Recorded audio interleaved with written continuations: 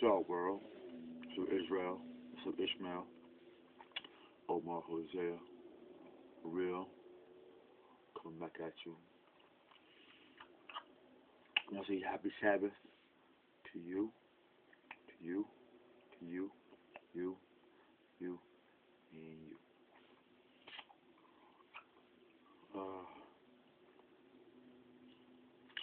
Share something with you guys today about greed. And there's a fancy word for it too. Very fancy too. I mean, the word is so fancy and make a king sell his crown for it. The word is so fancy, man. It make a prince sell his whole inheritance. And this beast is the wings of this beast is so swift that you don't even know what's happening to you when you're doing it, or when you've been done, or what has been done to you.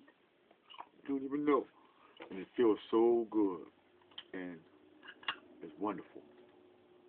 But I'm gonna read something to you first.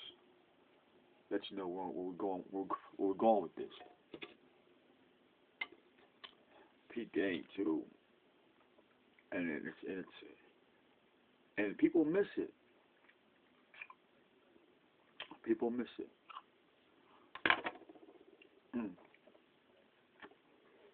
Peace, Lord. Peace, you too. I'll read this to you. For nothing to be my will, but your divine will. For you know all things, and you reveal things to us, for those who seek your face in the kingdom. Selah. This is in Jeremiah chapter 10, verse 23 through 25. Bang. Repeat that.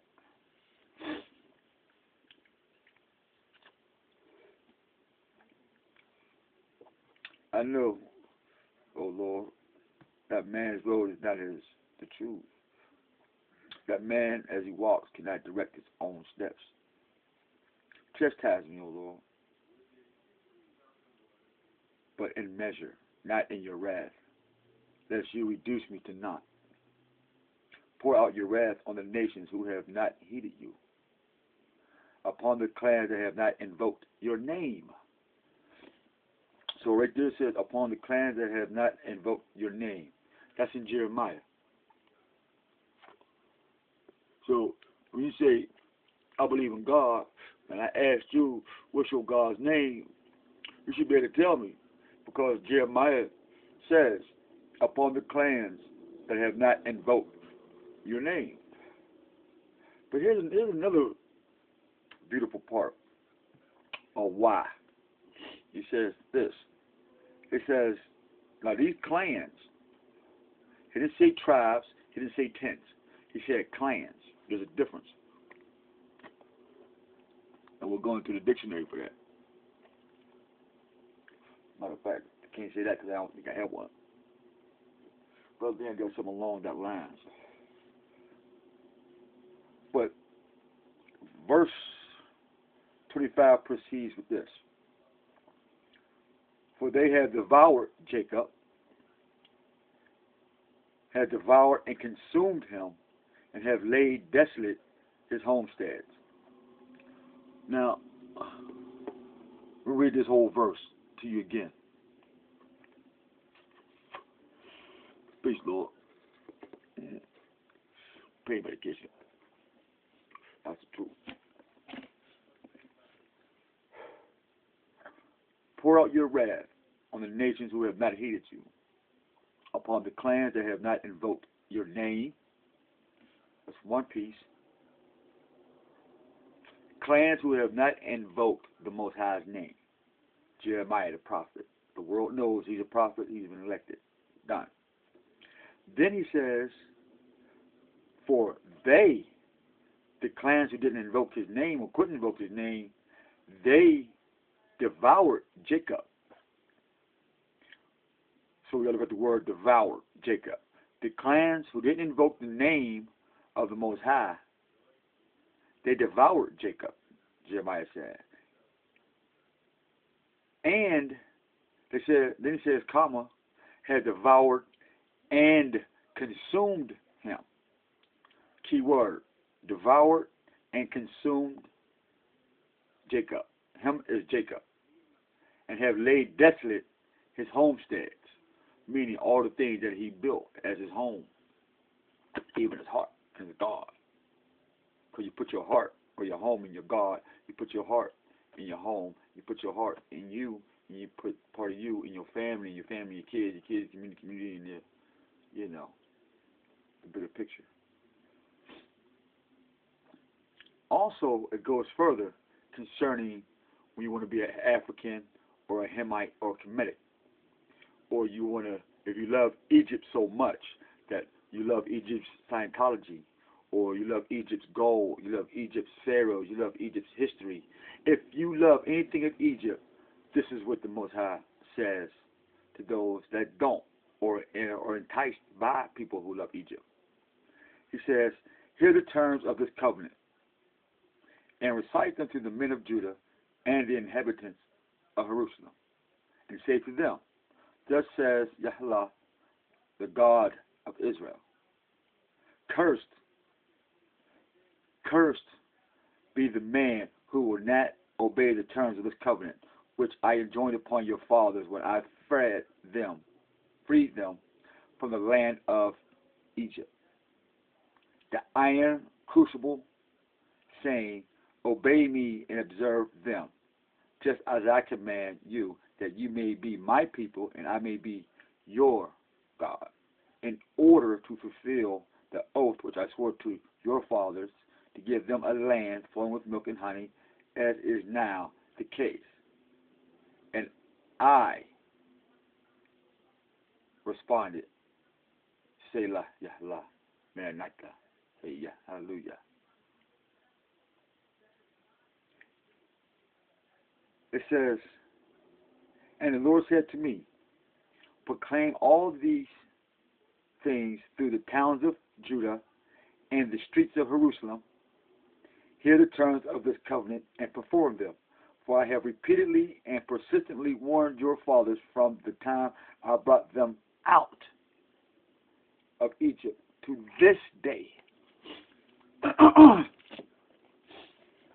So, when Christ comes to bring you out of Egypt's mind, out the world, Babylon, when Muhammad comes to bring Ishmael out of Babylon, out of that Egypt Scientology, see, Ishmael and Israel are in Egypt, and he shouldn't be. You come out that pagan Egypt.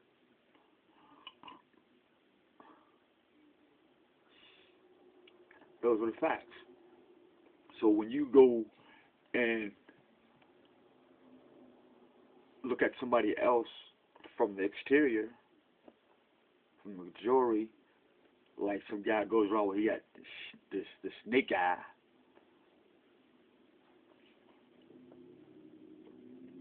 Then I guess when a child goes around and say, I got the killer eye, shows you a kid on his necklace, you can't get mad. You know what I mean, teacher? When you say, I got the power, and the kids are still suffering, you can't get mad when the kids rise up. But two fists ready. So here's the true essence of we're going to give the power to the people. Is this. It says that you're being consumed, so-called Black America, so-called Black Israel, Black Ishmael, African Ishmael, African Israel, African American, all those words put together. Nigger, my bitch, dog. It's all in that basket, it's in that box. They call it Pandora's box. It takes your gifts away. And so now that you're in this box, you're consuming. You're being consumed. Football. Music. Sex. Drugs. Your birthright. Your nationality. Your constitutional rights. It's God-giving rights. Your divine knowledge is being consumed.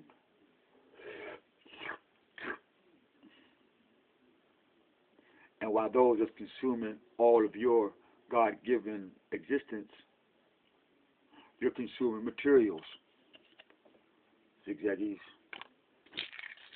pills, medication, food, Pop-Tarts, different types of meats. I get down on the turkey tip though. No pork in this diet. Get our name brands on.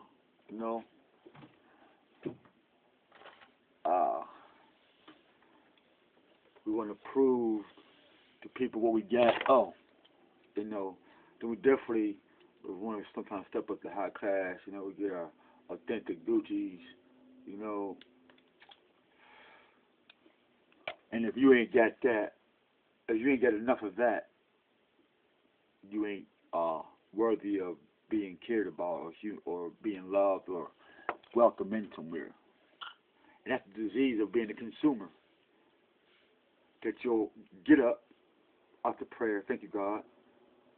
You'll have coffee, you'll consume coffee, you'll consume a lot of minutes on your phone, you'll consume lights by turning them off and on, heat, gas, and you'll go to work,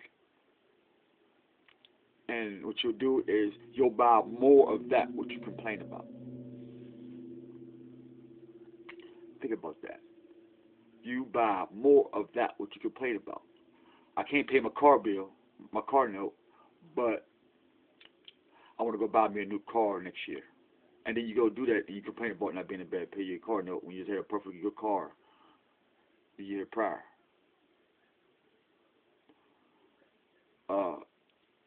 I need new furniture because you complain about the furniture you got, but you complain about the interest rates because you want to consume so you can feel like. But here's the trick about being a consumer and being consumed is that you're being trained to desire these things. Everybody's being trained to desire these things. So when I bombard you with a bunch of sex videos, then you'll go out here and want your wife to look like this or your man to look like that. If I show you enough car videos, then if your man driving a Pontiac today, you're going to leave him next month for a dude who got a Maserati because you think that's the high life, not knowing that that's the low life. So when people say when people call a drug addict a fiend, this is for you too. When you call somebody a fiend or a minority or a bum or a nothing ass, you have to look in the mirror like this and ask yourself, am I a consumer? See, because consume is a beautiful word for greed or being greedy. And consume is a word I'm going to create right now called greedish. Not greet-tish, but greedish. Greedish. That's probably why I never made the name because it sounds like too much like greed. But we would call it greedish. Consumer is an action of being greedish. I mean, it's a lifestyle. It's a way of doing things.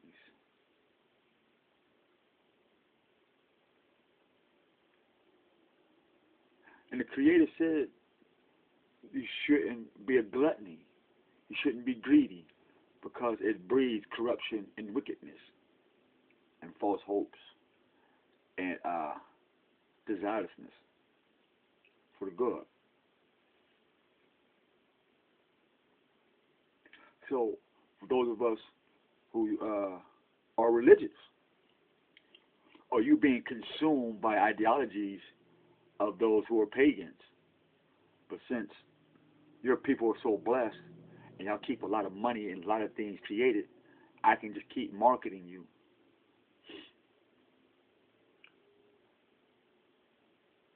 Because you're a consumer. You're consumed by these distractions of life, not wanting to investigate your own soul.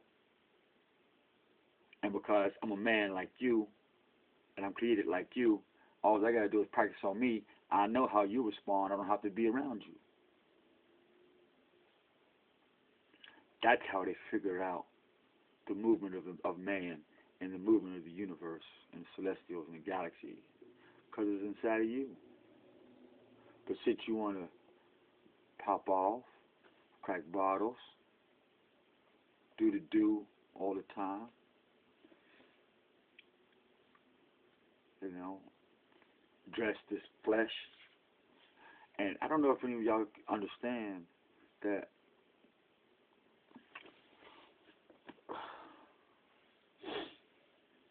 when this shirt was brand new, it didn't have no stains on the shoulder. When I was born, I didn't have messed up teeth. So my teeth is gone bad, like my shirt. These pants, these wasn't paid for with permanent stains in the material. No matter how much you wash them and like that, they just get stains in them. But when I was born, my heart wasn't stained with evil. And I knew nothing about evil, right or wrong. Somebody stained me with that. And so I felt the results of that in my heart. So I developed that was in my heart, that what I was stained with, I act in it. Did I say happy Sabbath?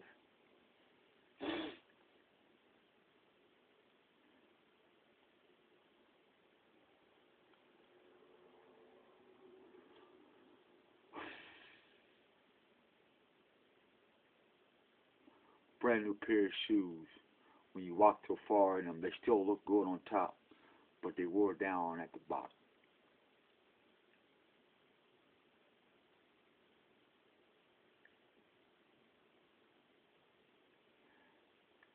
Deeds are forgotten like that if you're not consistent in the truth and who you say you are.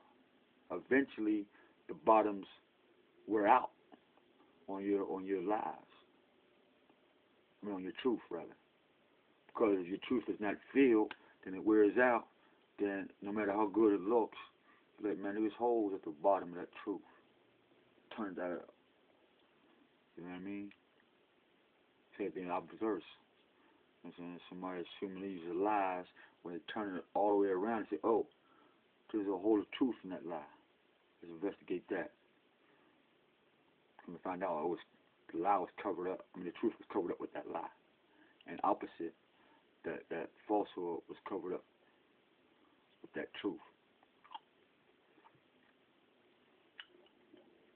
Because I'm too busy being consumed. I don't investigate these things because I'm being consumed by my eyes. Like my man who said he got that 13-eyed snake. Didn't you just read all through the scriptures, man, and all these things, man, about the serpent, man, and the disagreeableness that he was given? I guess that's why you talk about people the way you do, and more or less hurt people's feelings. You know, Most High and none of the apostles and nothing like that taught that. They made a dispute a little bit amongst the others, but they made a bunch amongst themselves, but never got on national and act like that. But anyway, only Most High knows what's best for that. We're going to show some more on that consuming thing. Get back, shoot another video, read some more of this Tanakh. But think about it, you know. Look at all the billboard signs and all this and how you're being bombarded. And that you're being controlled by what you see. You never have time to investigate what you feel because you're consumed in this world you're consumed in the flesh or covering the flesh up. Till next time,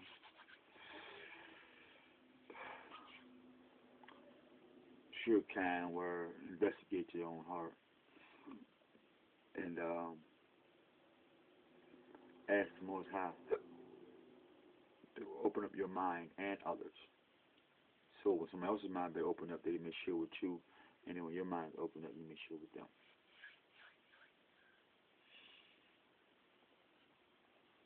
Solid.